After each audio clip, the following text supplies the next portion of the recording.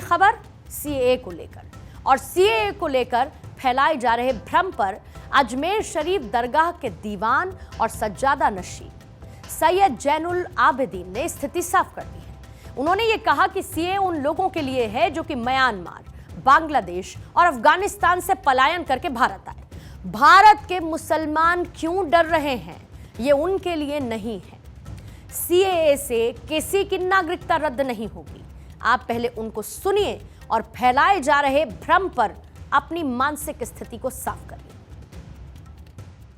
Parliament के अंदर home minister कह रहा है, भाई मैं थोड़ी कह रहा हूं, पार्लियामेंट के अंदर सबने ये कहा है कि ये CAA का जो कानून है ये बांग्लादेश, अफगानिस्तान, पाकिस्तान, म्यांमार, वहां से जो माइग्रेट होकर के अब तक यहां पर आए हैं और एग्जिस्ट कर रहे हैं यहां पर, उनको ये दिया गया कि इंडियन सिटीजनशिप नहीं दी गई, उनके लिए।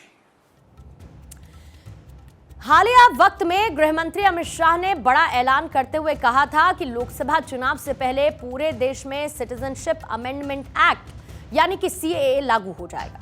गृह मंत्री अमित शाह ने ऐलान करते हुए कहा कि सीएए देश का एक्ट है और इसे हम यकीनन नोटिफाई करेंगे, इसे देश का अधिनियम कहा जाएगा, ये उनकी तरफ से कहा गया। अब इस पूरे मामले को आप पैसे कनेक्ट करिए कि लोकसभा चुनाव सिर पर है और सियासी गलियारों में सीएए का शोर शुरू हो चुका है। एक के बाद एक बीजेपी के नेता और केंद्रीय मंत्री दावा कर रहे हैं सीएए कमिंग सून। लेकिन सवाल ये कि एक फिक्र भी अगर है और फिर से इसके विरोध में धरना प्रदर्शन शुरू हो जाएगा, क्या शाहीन बाग जैसे प्रोटेस्ट दोबारा से होंगे? अजमेर शरीफ दरगाह के दीवान जो समझाना चाह रहे हैं, क्या वो सियासत करने वाले लोगों को समझ आ पाएगा? हम ऐसा क्यों कह रहे हैं, उसको समझने के लिए आपको सीएए के सियासी विरोध की क्रोनोलॉजी को भी समझना होगा। पहले सीएए को लेकर सियासी टिप्पणियों से माहौल को गर्म किया जाता है, फिर इस माहौल का फायदा उठाकर लोगों के बीच भ्रम का तड़का लगाया जाता है। कानून पर फैले हुए भ्रम के भंवर में फंसे हुए लोगों को बहलाया, फुसलाया और भड़काया जाता है। भड़के हुए लोग प्रदर्शन करते हैं, शाहीन बाग जैसी तस्वीर, और प्रदर्शन की चिंगारी से हिंसा की आग भड़कती है और इसी आग का फायदा सियासी दल अपनी चुनावी रोटियां सेकने में उठाते हैं। भ्रम के जाल में फंसे हुए और धर्म के नाम पर बटे हुए लोग ये समझ ही नहीं पाते कि वो सियासी दलों के हाथों का मोहरा बन चुके हैं, उनके चुनाव और राजनीति का मोहरा बन चुके हैं। इस बार भी एक बार फिर ये खेल शुरू हुआ। बीजेपी ने सीएए का नाम दोहराया है तो विपक्ष ने भी मुद्दे के सहारे सियासी फायदे तलाशने शुरू कर दिए हैं। विपक्ष का ये साफ कहना है कि इस कानून के जरिए खास तौर पर मुस्लिम समुदाय को टारगेट किया जा रहा है। वो जानबूझकर अवैध घोषित किए जा सकते हैं, वहीं बिना वैध दस्तावेजों के भी बाकियों को जगह मिल सकती है। विपक्ष का तर्क है कि यह संविधान के अनुच्छेद 14 का उल्लंघन है, जो कि समानता के अधिकार की बात करता है।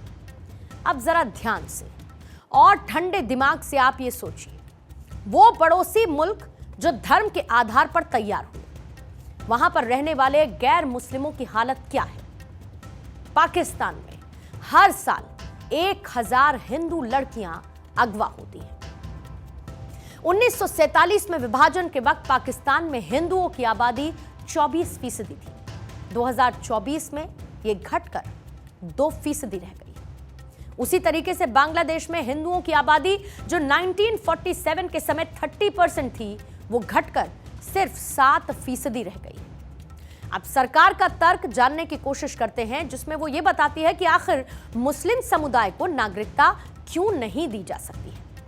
मोदी सरकार का यह कहना है कि अफगानिस्तान, पाकिस्तान और बांग्लादेश जैसे मुल्कों में मुसलमान अल्पसंख्यक नहीं है, यानी कि माइनॉरिटी में नहीं है, मेजॉरिटी में है।